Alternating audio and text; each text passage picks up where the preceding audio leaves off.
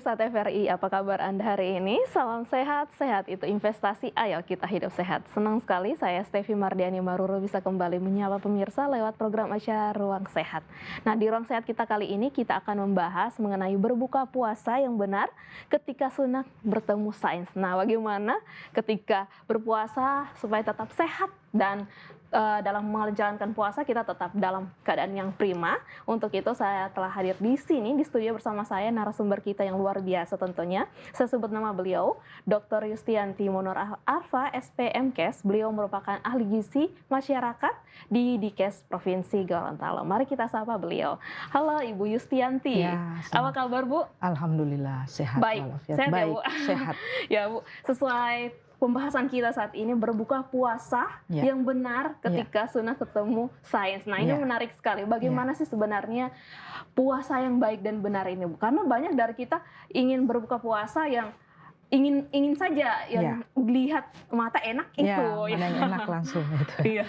Baik, terima kasih atas kesempatan yang diberikan pada saya ya. Jadi hari ini kita membahas sesuatu yang sebenarnya sederhana. Iya, benar. Sederhana tapi sangat penting kalau kita kaitkan dengan kesehatan tubuh kita. Jadi bagaimana cara berbuka yang benar secara sunnah maupun sains. Jadi itu saling berbarengan. Ya, jadi kalau kita lihat saat ini, misalnya di Gorontalo khususnya ya, dan beberapa daerah di Sulawesi ini, pada saat azan maghrib berkumandang, apa yang terjadi? Nah ini orang kan langsung apa yang ada di meja langsung habis semuanya begitu ya. Kadang-kadang ada yang saking merasa sangat ingin melampiaskan, jadi langsung semuanya dimakan tanpa mempertimbangkan apa yang terjadi selanjutnya pada tubuh. Padahal sebenarnya kalau kita refleksikan, misalnya sesudah azan maghrib berkumandang itu, nah itu yang kita cari itu apakah minuman manis, ya, kemudian gorengan atau air putih. Nah itu biasa, yang manis-manis pasti itu pilihan yang tiga pilihan ini. Kalau ditanyakan pada orang-orang mana yang duluan akan dicari ya, seperti itu. Nah banyak orang fokus menahan lapar itu saat puasa, kemudian pada saat dia berbuka puasa, dia lupa untuk mengakhirinya dengan baik seperti itu. Karena kan seharian berpuasa itu cukup membuat tubuh ini kan mengeluarkan cadangan energi, cadangan energi. Pada saat tubuh kita berpuasa itu, berdasarkan hasil penelitian itu, jadi semua cadangan energi itu keluarkan, kemudian cadangan energi yang dalam hati dalam bentuk di glukogen itu kemudian dibakar. Jadi pada saat pembakaran seperti itu, jadi tubuh dalam keadaan yang sangat efektif seperti itu. Ya, jadi sangat efektif dan efisien. Kenapa dia efektif? Karena dia tidak menggunakan gula secara berlebihan, ya, karena dia dalam mode istirahat seperti itu. Dan kalaupun tubuh kemudian merasa mulai kehabisan cadangan energi, maka tubuh tidak panik karena dia punya simpanan yang dalam lemak itu, dalam lemak yang dalam hati ya, dan itu kemudian akan dipecah. Jadi tubuh tidak akan kaget. Kadang-kadang kita pada saat jam-jam kritis itu, jam 1 siang itu kan udah mulai merasa lapar ya, udah mulai rasa lapar. Kemudian sesudah kita sholat, tiba-tiba kenapa kita segar lagi? Ada fenomena seperti itu kan. Jadi kalau kita tadinya rasa capek, rasa lemah, tapi tiba-tiba kita merasa segar. Ternyata itu mekanisme tubuh melakukan suatu mode keseimbangan. Jadi pada saat seperti itu, makanan yang kita makan, gulanya itu kan sudah habis terserap ya, sudah digunakan sepanjang pagi sampai siang. Nah, habis. Nah, makanya kita merasa lemas. Nah, gitu kan. Tapi setelah itu kemudian tubuh mengambil simpanan yang ada di hati, yang glikogen itu. Nah, itulah yang dia gunakan untuk bahan bakar untuk tenaga. Makanya kita tiba-tiba nggak merasa lemas. Jadi ada cadangannya itu yang dipecah. Nah, habis lagi di dalam hati. Nah, itu biasanya menjelang sekitar 10 sampai 12 jam dan mulai habis lagi yang di cadangan di hati itu, maka dia mulai bakar yang di lemak.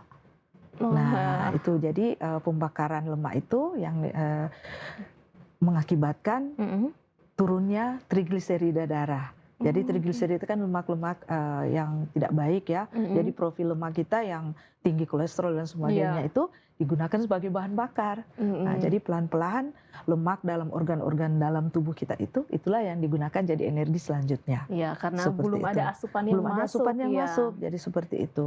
Nah, sekarang bagaimana kalau misalnya dalam kondisi seperti ini, terus ini kan kondisi yang sangat ideal ya, kondisi yang sangat ideal.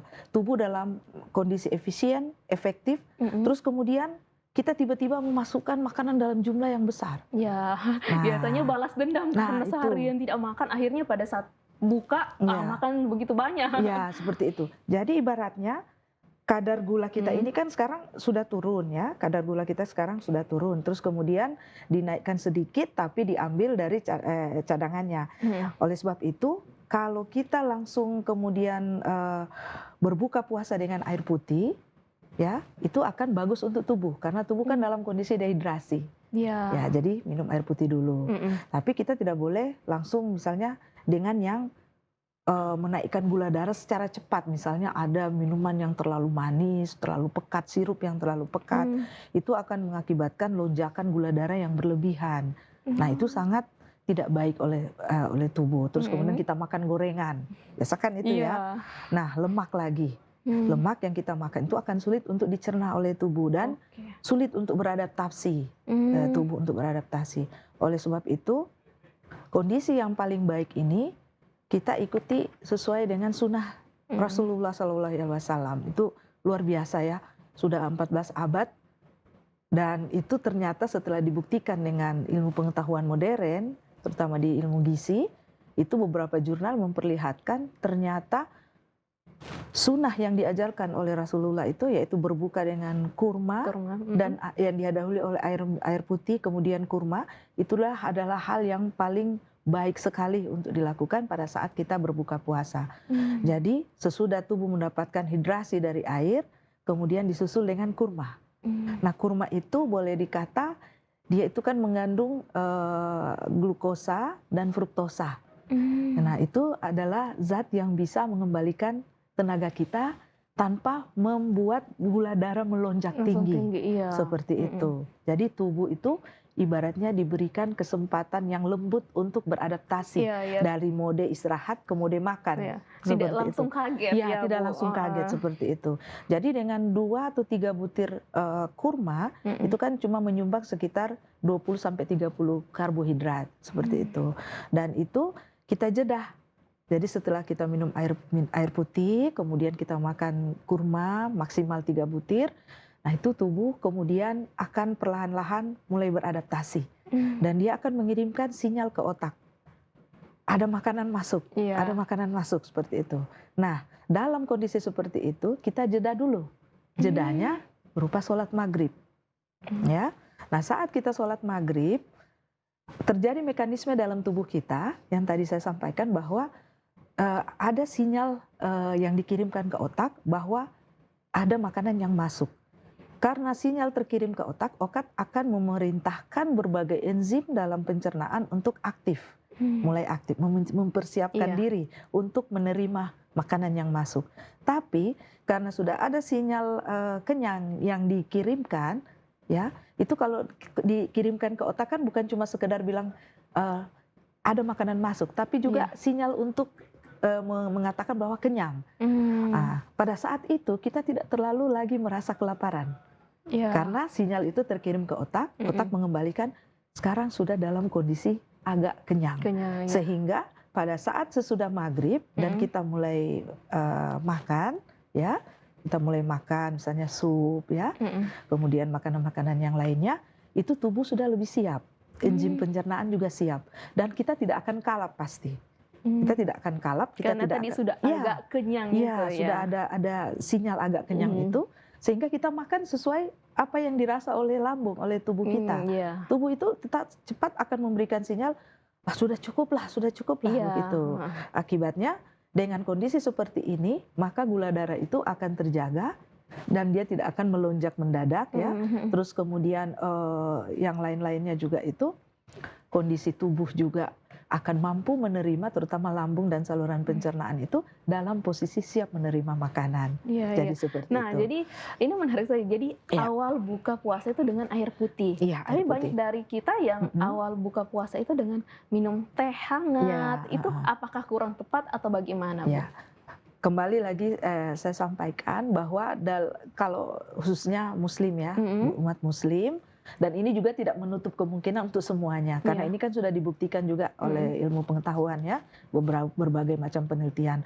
Bukan kita tidak benarkan teh dan lain sebagainya minuman pembuka, tapi tetap yang dianjurkan ya sesuai air putih. Ya, sesuai kesehatan dan sunnah Rasul itu air putih, karena air putih itu kan netral. Dia pH-nya juga netral, jadi tidak asam, tidak basa, tapi pas seperti itu ya. Dan itu sangat baik lagi untuk lambung. Apalagi kalau kita minum yang misalnya hangat ya. Nah kalau teh misalnya ya, untuk orang yang punya masalah dengan lambung, nah itu juga bisa mengganggu juga untuk pencernaannya gitu ya. Ada zat-zat tertentu pada tanin gitu, misalnya zat-zat pada teh itu misalnya tanin, terus kemudian ada juga beberapa zat lainnya yang untuk orang-orang yang menderita misalnya MAH itu kurang begitu baik. Dan dia juga kalau misalnya kita makan dengan makanan yang ada kandungan Fe-nya, dia akan menyerap untuk zat katanya besinya, seperti itu, Bu. Jadi kalau kita minum atau makan makanan tertentu dengan minum teh itu akan mengikat dan bahkan tidak bisa terserap baik ya, terserap dengan baik, terutama zat besi itu. Jadi seperti itu. Jadi tadi berarti tubuh kita yang sudah berpuasa dalam keadaan siap untuk menerima makanan, makan dulu secukupnya ya. Makan secukupnya. Ada jeda. Kemudian makan berat. Nah, apa yang akan terjadi jika berlebihan? Tiba-tiba kalap. Nih Bu, kan biasa di depan mata kita itu sudah banyak sajian, akhirnya kalap sebentar, saking laparnya Bu. Saking laparnya. Ya dalam kondisi seperti ini, ya jadi kalau misalnya kita langsung makan dengan kalap, maka gula darah itu pasti akan naik dengan cepat. Nah itu, satu gula darah naik dengan cepat. Dan ada suatu hormon dalam tubuh yang namanya insulin. Itu diproduksi oleh yang namanya pankreas. Nah, insulin ini fungsinya adalah membuka kunci. Dia kayak seperti memegang kunci, membuka sel tubuh untuk memasukkan gula dari makanan ke dalam tubuh. Nah, seseorang yang makan dengan kalap, maka kan gula darahnya naik ya. Gula darahnya naik, maka insulin itu diperintahkan oleh tubuh untuk segera diproduksi oleh pankreas. Maka ibaratnya pankreas itu kerja keras menghasilkan insulin dalam jumlah yang banyak untuk mengimbangi gula yang masuk. Karena fungsi tubuh itu apapun benda yang masuk itu kan dianggap asing. Ini apa yang masuk sekarang? Oh gula. Terus gula ini diapakan? Oh gula ini untuk tenaga. Lah untuk dia jadi tenaga kita perlu apa? Ya kita perlu itu tadi insulin untuk bisa mengubahnya menjadi tenaga. Seperti itu. Maka insulin dapatnya dari mana? Insulin dapatnya dari pankreas. Oleh sebab itu pankreas diperintahkan untuk menghasilkan insulin. Agar insulin itu nanti akan membuka setiap sel-sel itu untuk menerima glukosa ini agar menjadi tenaga. Akibatnya kalau dia masuk dalam jumlah besar gulanya, maka kadar gula dalam darah itu pasti akan naik. Baik. Kita tahan dulu ya Bu Yusti. Kita akan lanjutkan lagi. Pemirsa jangan kemana-mana, tetap bersama kami di Ruang Sehat.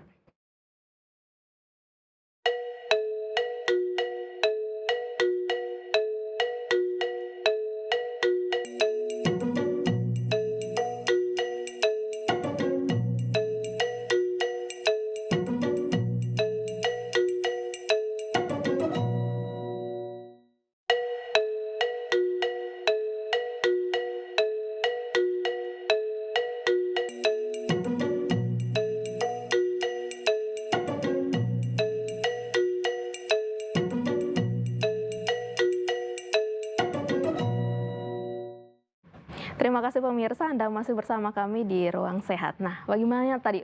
Berarti makanan yang berlebihan masuk akhirnya memaksa isi insulin ini untuk bekerja lebih lebih berat ya. Jadi pada saat insulin bekerja lebih berat, dia akan meningkat dengan drastis. Oke, Nah, kalau ya. dia meningkat dengan drastis, berarti ibaratnya kalau dipaksakan seperti itu setiap hari selama sebulan, Mm-mm. itu bisa jebol pertahanan Wah. dari Mhm. pankreas, karena dia sudah tidak mampu lagi untuk menghasilkan insulin. Heeh. Nah, kalau tubuh sudah tidak mampu menghasilkan insulin ya, maka dia akan mengakibatkan pembakaran lemak jadi berhenti.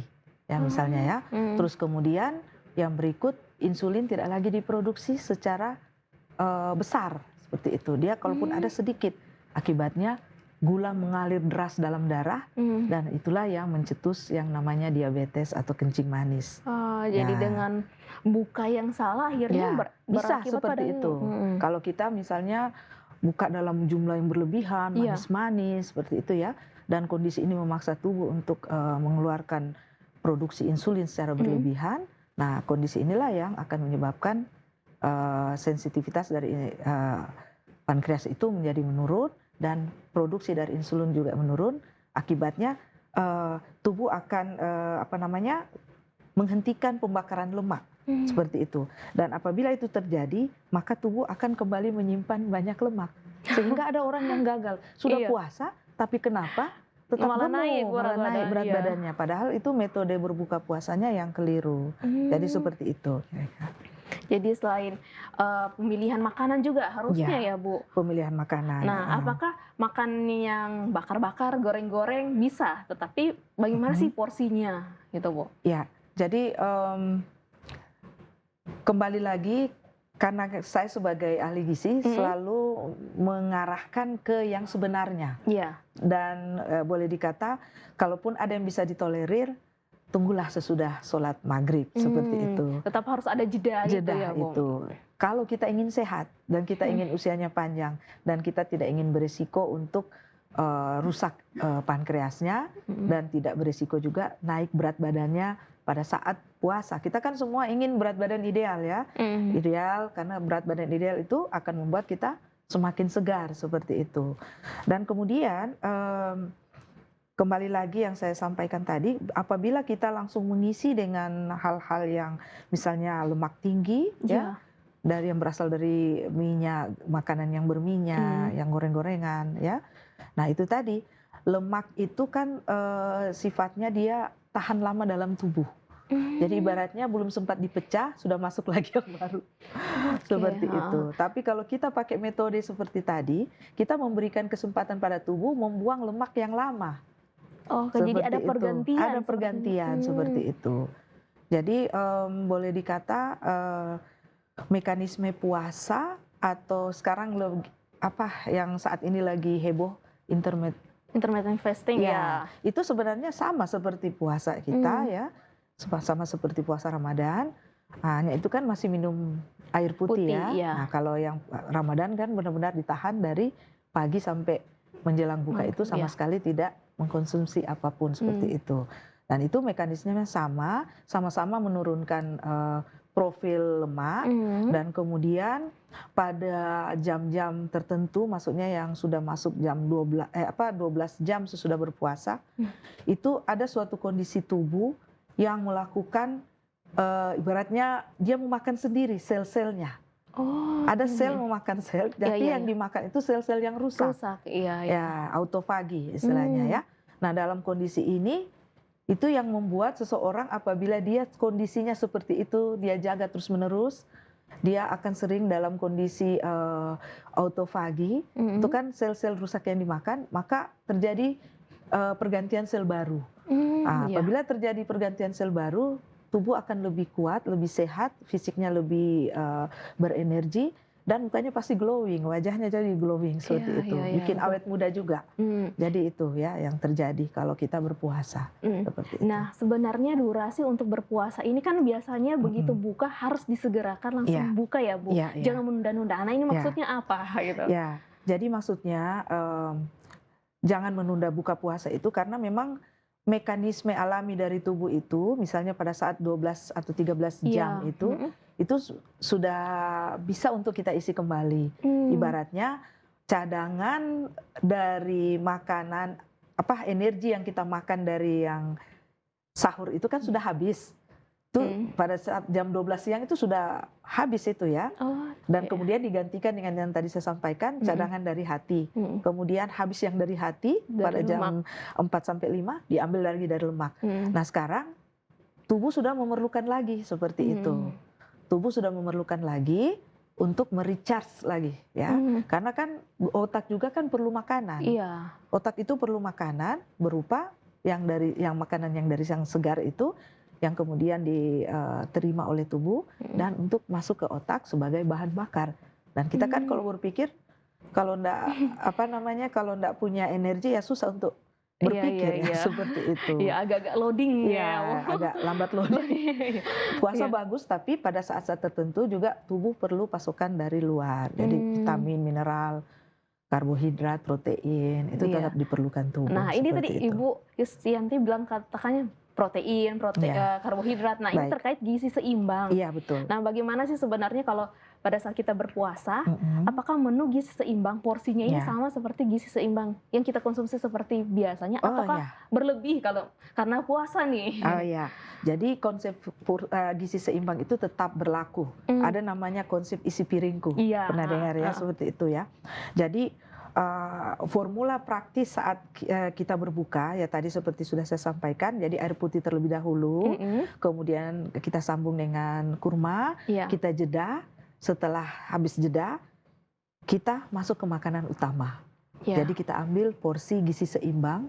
Kalau gizi seimbang itu yang yang polanya itu isi piringku yaitu setengah sayur. Ya, setengah piring sayur maksudnya ya. Kemudian 1/4 protein ya, dan 1/4-nya lagi karbohidrat kompleks. Jadi kalau kita terjemahkan dalam bahan makanan keseharian, jadi misalnya ada 1 piring, setengahnya itu kita isi sayur. 1/4-nya itu kita isi karbohidrat kompleks. Karbohidrat kompleks itu bisa dari beras merah, nasi, jagung ya, ubi, ya berkarbohidrat. Kemudian 1/4-nya lagi kita ambil dari misalnya lauk ya, lauk hewani, lauk nabati. Jadi ada ikan di situ atau ayam ya, atau terus kemudian nabatinya dari tempe, tahu atau kacang-kacangan. Iya, tapi biasanya kalau pada saat berbuka nih Ibu, biasanya itu malah terbalik. Sayurnya lebih sedikit, nasinya banyak, lauknya banyak, jadi sudah tidak gizi seimbang. Nah, itu sudah tidak seimbang lagi gizinya seperti itu. Dan itu pasti saya jamin akan naik berat badannya. Susah untuk mencapai ideal seperti itu. Karena kelebihan itu tadi ya. Nah, kenapa penting sekali untuk menjaga pola makan agar tidak berlebih, Bu? Tadi diabetes nih. Tertarik sekali dengan diabetes karena banyak sekali kalau kita pada saat puasa banyak ya kalau kita ingin buka, Bu, pasti itu mau buka yang manis-manis. Mau buka yang manis-manis. Lihat gorengan menarik, akhirnya dibeli, dimakan seperti itu. Kurma ini agak-agak susah gampang, biasanya mereka sudah 1 saja cukup. Ternyata 1 sampai 3 butir ya maksimal. Sebenarnya sih 1 sampai 3 berarti kita bisa makan 1, bisa makan 2, bisa makan 3. Jadi maksimalnya 3 maksudnya. Karena kenapa 3? Karena 3 itu sudah dianggap cukup untuk mengembalikan tenaga kita. Jadi maksimalnya 3 ya sudah cukup. Itu takarannya memang sunatullahnya seperti itu, sudah sesuai sunnah Rasul 3. Dan setelah diteliti oleh ilmu kedokteran, ilmu kesehatan, ya memang dengan 20 sampai 30 gram karbohidrat yang masuk dari kurma itu sudah cukup untuk mengembalikan energi kita. Seperti itu. Apalagi kita ada fase jeda itu. Ada fase jeda. Biasanya kalau ada halangan atau apa, kalau dia berpuasa, kemudian jeda biasanya berapa menit, Bu? 15 menit, 10 menit untuk ke makanan berat? Ke makanan berat. Jadi sama seperti kalau orang sholat maghrib itu kan paling sekitar 10 menit, 15, 10 sampai 15 itu sudah waktu yang baik untuk kita pindah ke makanan berat. Ya, seperti itu. Jadi berarti pemirsa di rumah yang mulai berbuka dengan yang manis-manis mulai agak-agak dikurangi ya? Ya, maksudnya dalam hal ini jangan berlebihan gitu ya. Kadang-kadang kan orang ada yang tidak makan kurma. Berarti dia bisa gantikan dengan sumber makanan manis lainnya. Bolehlah dia ambil dari, apalagi kayak kita di Gorontalo ini kan suka dengan jajanan yang manis-manis, yang kue-kue tradisional. Ya bisa seperti itu, tapi kita juga punya takaran ya, takarannya. Batasannya ya, Bu. Batasannya. Jadi misalnya kayak ada tili ayah. Nah itu tili ayah bagus juga. Ada kan makanan tradisional tili ayah, Iya. itu kan dari gula merah, dari Telur ya, telur Kang? ya, Iya. kuning telur itu kalau nggak salah itu yang dipakai. Nah itu kan sumber protein dan sumber tenaganya itu dari gula. Nah itu dua-duanya akan bisa mengembalikan energi tubuh tanpa tubuh terlalu memaksakan diri untuk mengeluarkan insulin sebanyak-banyaknya. Jadi insulin keluar tapi pelan-pelan seperti itu. Nah, jadi tili ayam misalnya kita makan 2-3 sendok ya cukup, terus minum air seperti itu. Iya. Jadi tidak berlebih, Iya. satu kotak kita habiskan semua, tidak. Jadi makanya berlebih akhirnya adanya lonjakan itu. Iya, adanya lonjakan. Ada tidak kasus di mana orang yang berpuasa tiba-tiba gulanya tinggi? Nah itu yang seperti saya bilang tadi. Jadi dia hipertensi juga bisa ya? dalam kondisi yang seperti ini ya, kalau kita berpuasa terus kemudian tiba-tiba kita makan yang berat, itu tubuh kan bekerja keras dan dengan sendirinya pembuluh darah juga bekerja dengan keras ya. Betul. Nah dalam kondisi seperti ini kan ada yang orang yang memang punya riwayat hipertensi akan mudah juga, apalagi makanannya mengandung garam banyak ya, begitu ya. Natriumnya lebih dari yang dianjurkan seperti itu di makanan ya maksud saya. Nah ini juga orang yang sudah dengan kondisi seperti itu akan mudah untuk naik lagi, seperti itu, naik lagi tensinya seperti itu. Tapi kondisi puasa ini akan membuat tubuh itu dalam model ibaratnya riset pabrik. Oh iya. Jadi mulai yang baru begitu. Sehingga kalaupun kita ingin makan sebaiknya bijaksana. Dan seperti tadi yang saya bilang dia akan bisa menyebabkan berbagai penyakit ya, misalnya kolesterol naik ya, kemudian tensi naik, diabetes meningkat. Nah itulah yang terjadi sekarang di masyarakat kita. Jadi masyarakat kita di Provinsi Gorontalo, di Sulawesi pada umumnya, itu angka hipertensi, angka obesitas, angka diabetes mellitus itu tinggi.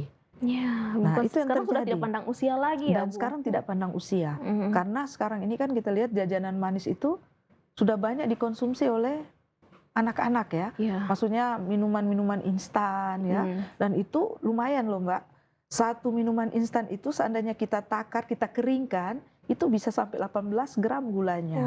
Nah belum kita dapat dari makanan lain. Iya, betul. Nah kalau dia minum 2 gelas, sudah 36. Iya, biasanya kan makan yang pedas, akhirnya maunya yang manis-manis. Manis-manis seperti itu. Nah tanpa sadar dia seperti memberikan gula yang berlebihan dalam tubuh, seperti itu. Nah bagaimana sih sebenarnya takaran yang bagus kalau untuk masyarakat awam nih pakai sendok saja? Bagaimana takarannya bagus untuk menghindari yang namanya obesitas, Bu? Jangan dulu jawab Ibu Yustianti, kita akan lanjutkan lagi pemirsa, tetap bersama kami di Ruang Sehat.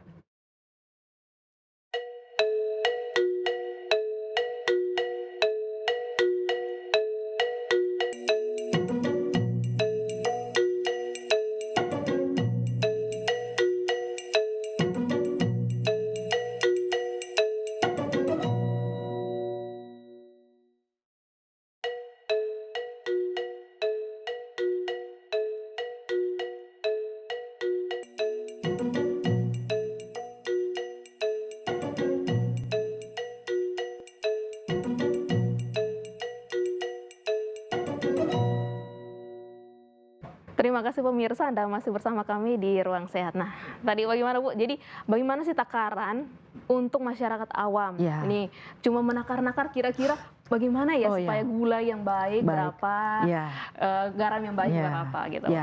Itu memang perlu sekali, bagus sekali nih yang ditanyakan sama Mbak ini, karena kan 3 ini, gula, garam, lemak, GGL itu memang paling asik sekali ya.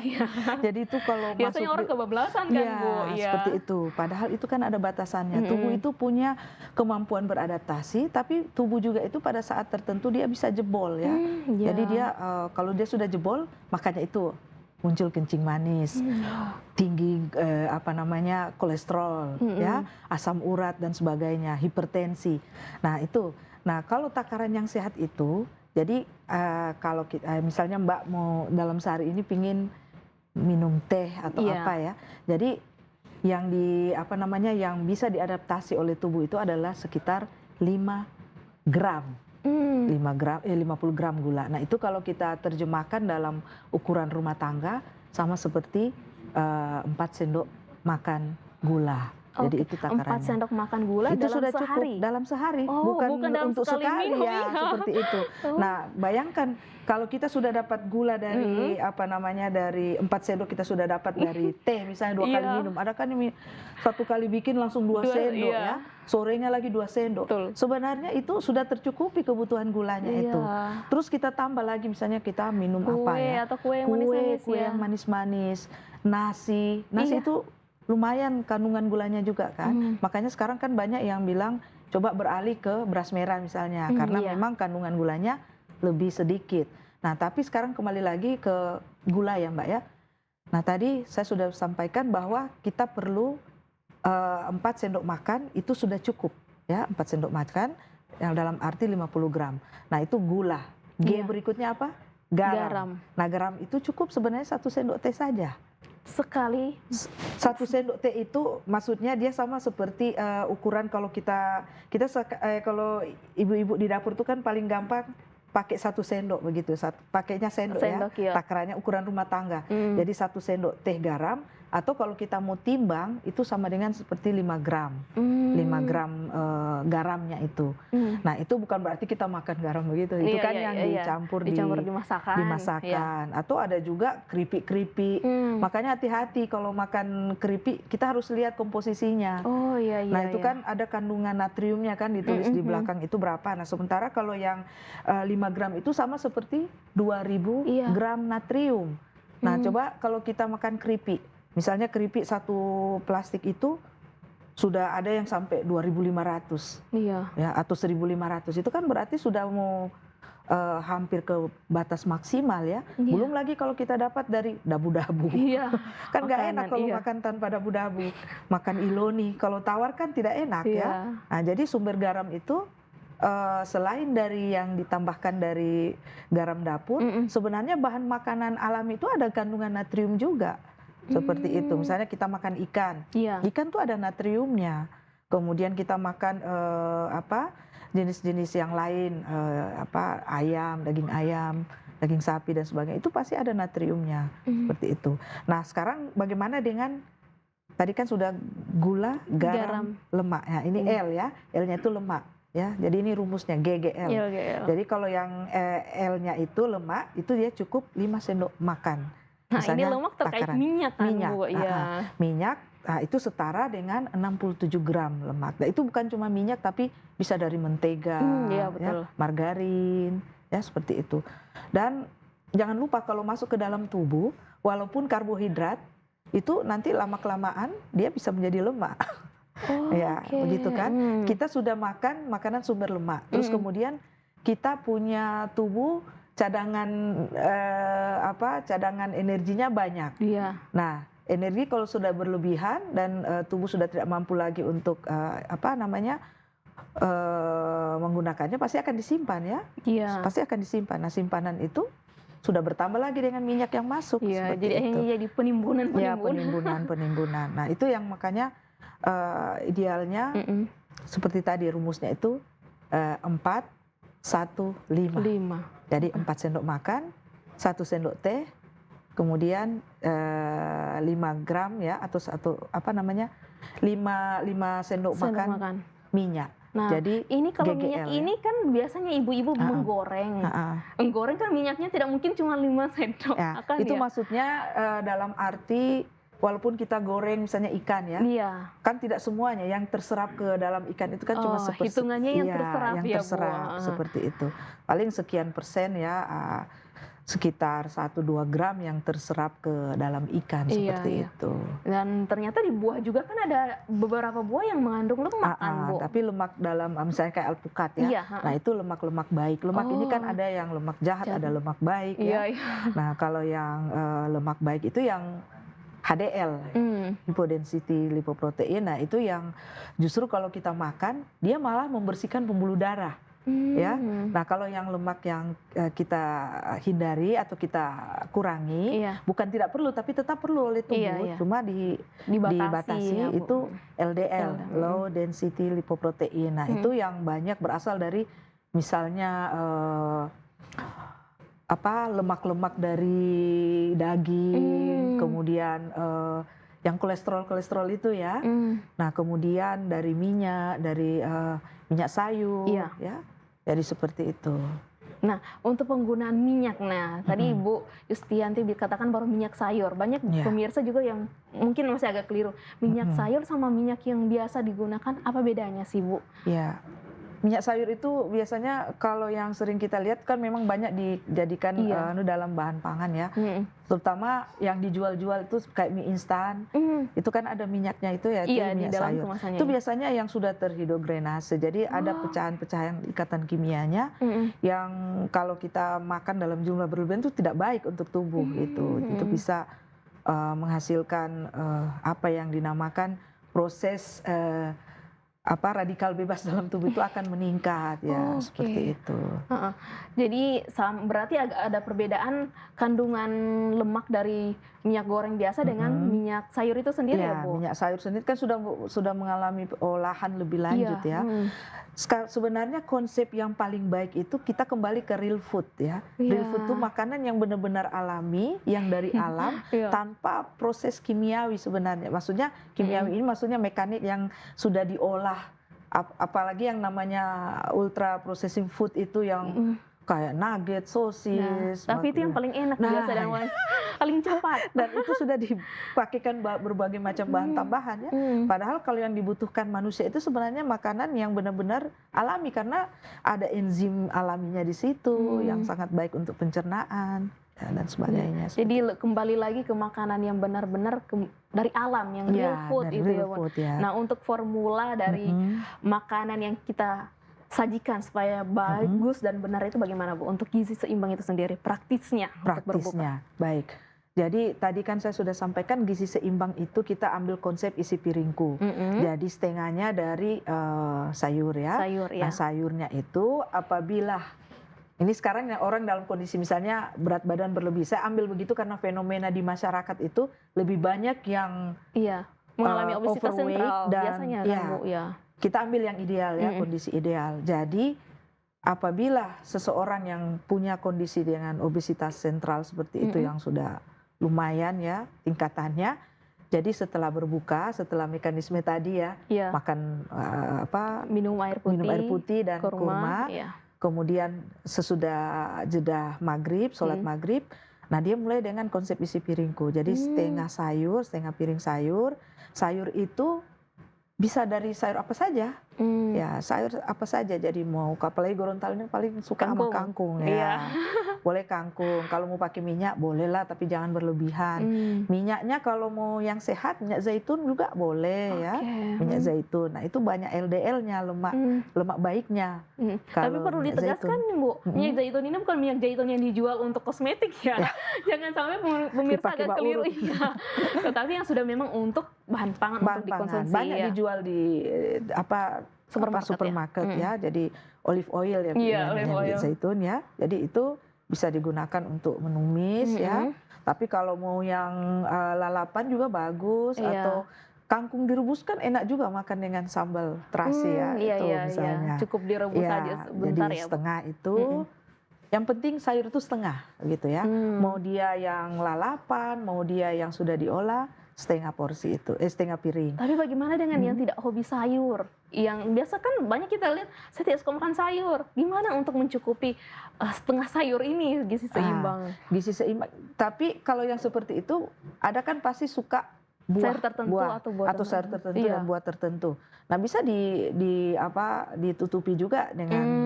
Yang penting kita harus masuk serat seperti itu ya, masuk serat, dan kita berharap ada vitamin dan mineral dari situ. Nah mungkin dia kalau tidak bisa makan sayur, dia ambil suplemen tambahan untuk misalnya ya.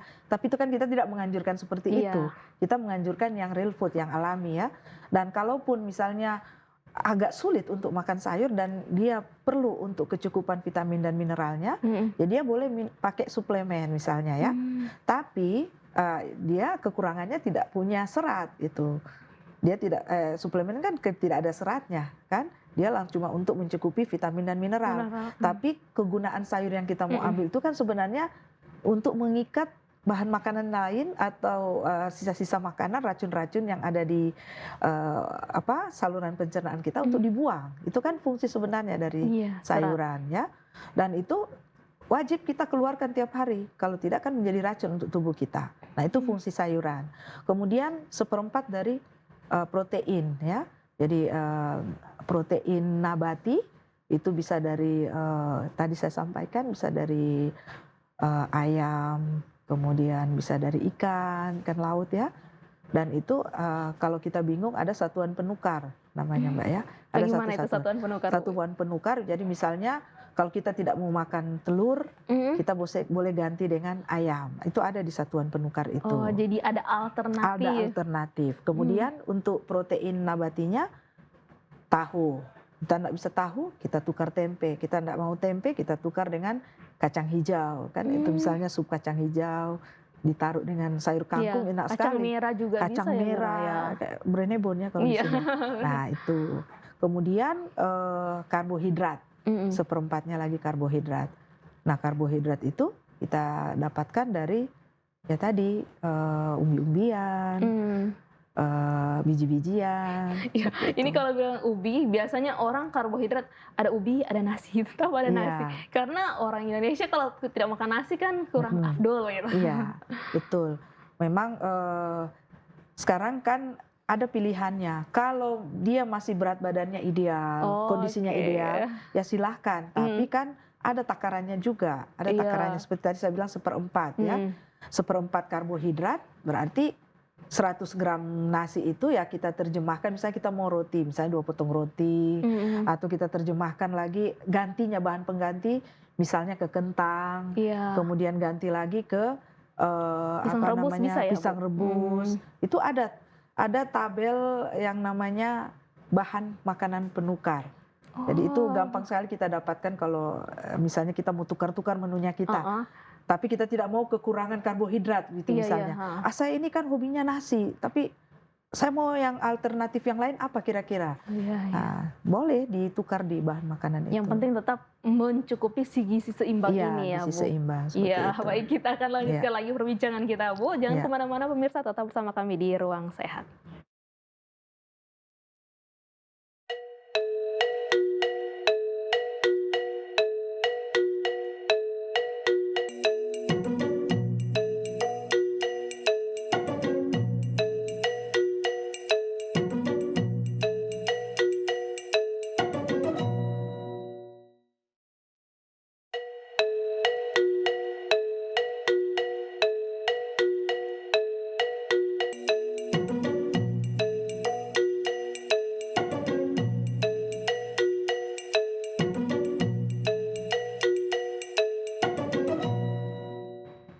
Terima kasih pemirsa, Anda masih bersama kami di Ruang Sehat.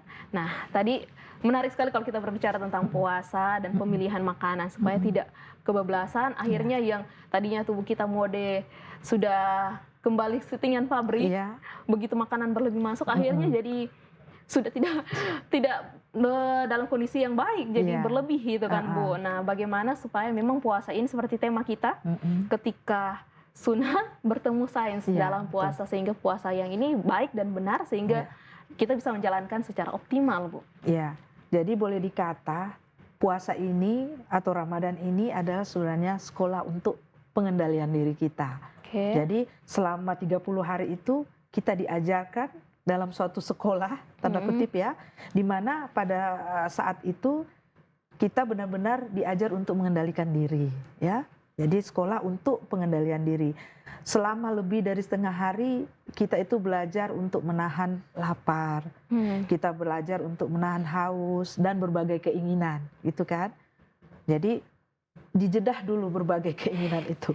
Nah, latihan ini sebenarnya tidak hanya berdampak secara spiritual ya, secara spiritual, tapi juga pada perilaku dan kesehatan tubuh kita. Nah, di tubuh kita juga itu belajar ya, wah ini saya diberikan hal-hal yang baik dan dia akan beradaptasi menjadi mode yang selalu efektif dan efisien dalam menggunakan berbagai zat gizi yang masuk ke dalam tubuh itu untuk fungsi-fungsinya, ya, sesuai fungsinya masing-masing. Dan kemudian jika kita mampu menahan diri sepanjang hari, maka seharusnya saat berbuka juga kita mampu untuk menjaga keseimbangan itu, ya. Jadi masa dalam sehari kita mampu menahan, terus saat berbuka kita jadi kalap, seperti itu ya. Nah, dalam sunnah itu dalam sunnah Rasul itu kita diajarkan berbuka dengan cara yang sederhana, ya. Jadi sederhana sekali, cukup air putih dan kurma, itu ya. Kemudian makan secukupnya. Jadi ini mengajarkan kita bahwa jangan berlebihan, seperti itu. Jangan berlebihan. Dan menariknya, prinsip yang dikeluarkan oleh sunnah ini itu juga sejalan dengan ilmu kesehatan modern, ya.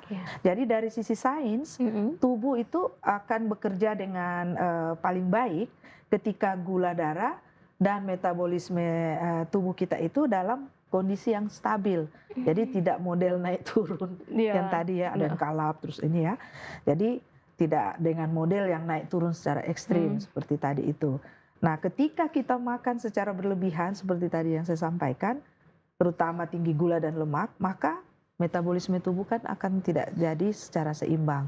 Oleh sebab itu, kalau kita makan dengan porsi yang yang wajar dan teratur, maka tubuh akan lebih mudah untuk menjaga kestabilan dari gula dan energinya, ya, seperti itu. Kemudian pada akhirnya ajaran dari kesederhanaan itu dalam berbuka tidak hanya bernilai ibadah, tapi juga selaras dengan prinsip kesehatan, yaitu misalnya kita menjaga keseimbangan dan menghindari yang berlebihan. Seperti itu. Nah, ini menarik sekali kalau puasa biasanya untuk para perokok. Nah, ini kalau kita berlari ke perokok. Nah, Bu, biasanya beberapa jam pada saat puasa saya bisa menahan. Begitu selesai buka malah lebih banyak dibandingkan yang pada hari-hari sebelumnya tidak puasa. Bagaimana ini, Bu? Nah, sebenarnya konsepnya sama biasanya juga. Biasanya bisa berhenti berokok kan, Bu, dengan cara itu? Sebenarnya itu kan tergantung niatnya juga ya, niat dari kita ya. Masa sehari bisa menahan rokok, kita tidak merokok, terus pada saat buka kita tidak bisa tahan juga. Jadi dua kali lipat. Jadi sama seperti makanan juga kan, betul. Seperti itu. Jadi pengendalian diri yang terutama itu ya. Jadi kita selama puasa itu ya seperti tadi saya bilang, puasa itu mengajarkan kita untuk bisa mengendalikan diri dalam berbagai hal. Iya. Nah, untuk seseorang yang dengan penyakit berat, apakah tetap bisa melakukan puasa, Bu? Nah, itu ada kondisi-kondisi tertentu memang yang tidak dianjurkan ya, karena memang harus minum obat itu ya, contohnya dia harus minum obat teratur. Kemudian pada kondisi tertentu mungkin lambungnya lagi luka sehingga masih perlu istirahat, dan itu harus dalam pengawasan dokter. Tapi anjurannya memang harus sesuai dengan apa yang sudah disampaikan oleh diagnosa dokter, maksudnya yang sudah ditegakkan. Meskipun dia telah konsul dengan dokter dan ahli gizi, tetap dia harus ada toleransi untuk tidak melakukan puasa seperti itu. Ya, maksudnya pada penyakit-penyakit tertentu ya. Begitu juga kalau dalam agama itu kan memang sudah sudah ada ketentuan, misalnya orang yang lanjut umur, orang yang sakit, orang yang musafir dalam perjalanan itu tidak diwajibkan juga, tapi bisa menggantinya di hari lain kan, seperti itu. Jadi ada alternatif lagi ya. Kalau tidak bisa menggantinya, ya membayar fidyah. Gitu. Iya, baik. Ini kalau kita bicara puasa dan pemilihan makanan, jadi tentunya kita harus memilih makanan yang baik sehingga nantinya tidak kalap, sehingga akhirnya bukan sehat yang kita dapatkan malah sakit ya, Bu. Mungkin ada pesan-pesan dari Bu Yustianti buat pemirsa di rumah terkait tema kita saat ini. Ya, jadi seringkali perubahan dalam hal kesehatan itu tidak mulai dengan hal-hal yang rumit sebenarnya ya.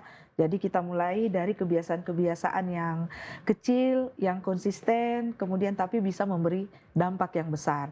Dan misalnya tadi berbuka dengan segelas air putih untuk mengembalikan cairan tubuh, kemudian dilanjutkan dengan beberapa butir kurma untuk memberikan energi, dan kemudian cara sederhana ini yang akan membuat tubuh akan menyesuaikan diri untuk bisa lebih baik lagi mode adaptifnya, sehingga dengan demikian kalau kondisi ini akan terus-menerus kita jaga, insya Allah saat menjelang akhir Ramadan kita dalam kondisi yang paling prima seperti itu, siap menyambut Lebaran, hari kemenangan. Iya, baik. Jadi terima kasih banyak Ibu Listianti, sukses selalu ya Bu, sudah mau berbagi kita tentang tema saat ini, bagaimana berbuka puasa yang baik, dan ketika sains bertemu, sunnah bertemu sains ya Bu. Oke pemirsa, tidak terasa kita sudah di akhir acara. Saya Stevi Mardiani Maruro dan seluruh kerabat kerja yang bertugas mengucapkan terima kasih atas kebersamaan Anda. Sampai jumpa, salam sehat, sehat itu investasi, ayo kita hidup sehat.